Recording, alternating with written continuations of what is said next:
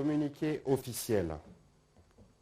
Le président de la République, chef de l'État et commandant suprême de forces armées de la République démocratique du Congo et de la police nationale congolaise, a présidé ce vendredi 27 mai 2022 à la Cité de l'Union africaine à Kinshasa la réunion du Conseil supérieur de la défense, élargie aux présidents de 2 chambres du Parlement, aux représentants du pouvoir judiciaire et aux responsables de services de sécurité.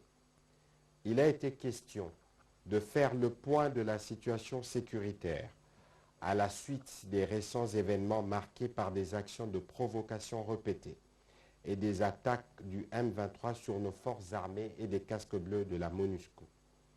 À la lumière des différents rapports recueillis sur terrain, il est clairement établi que ce mouvement subversif qui a été défait et complètement désarmé en 2013 et contre toute attente, récemment remonté en puissance avec des armes lourdes, opérant notamment avec de matériel de vision nocturne.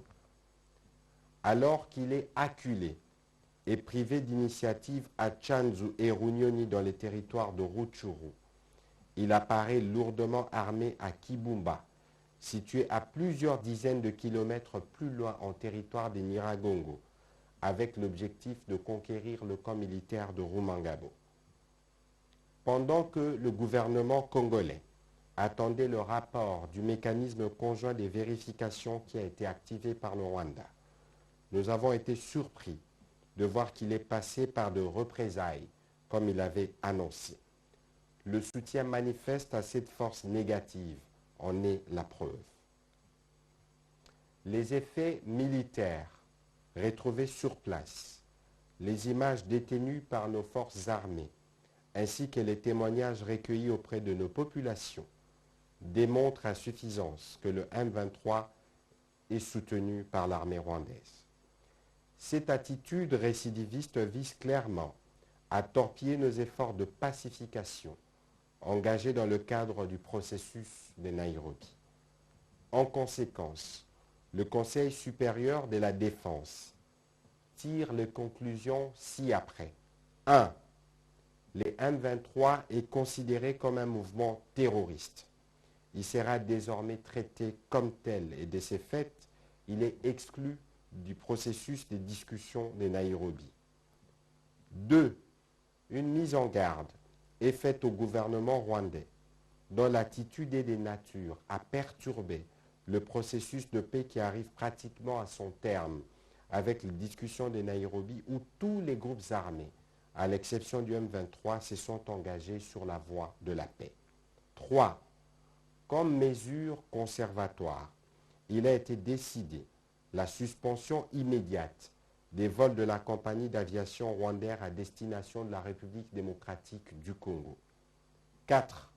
Il a été également décidé de la convocation de l'ambassadeur du Rwanda accrédité en République démocratique du Congo pour lui notifier la désapprobation totale du gouvernement congolais.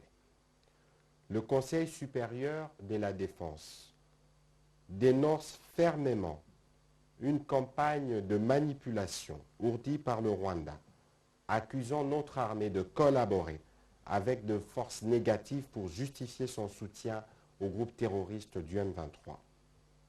Nous saluons la condamnation unanime de cette énième aventure du M23 et de ses parrains par l'Union africaine, les Nations unies, l'Union européenne, les États-Unis d'Amérique, la Belgique et autres.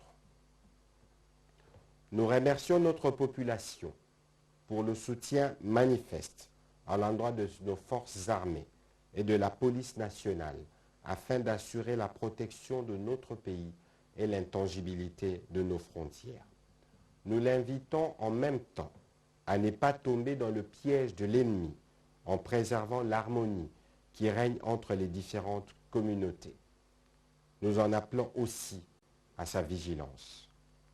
Nous tenons à rappeler enfin l'engagement de la République démocratique du Congo dans le cadre du processus de Nairobi conduit par le président Uhuru Kenyatta pour construire une paix durable avec tous les pays de la communauté de l'Afrique de l'Est. Fête à Kinshasa le 27 mai 2022. Je vous remercie.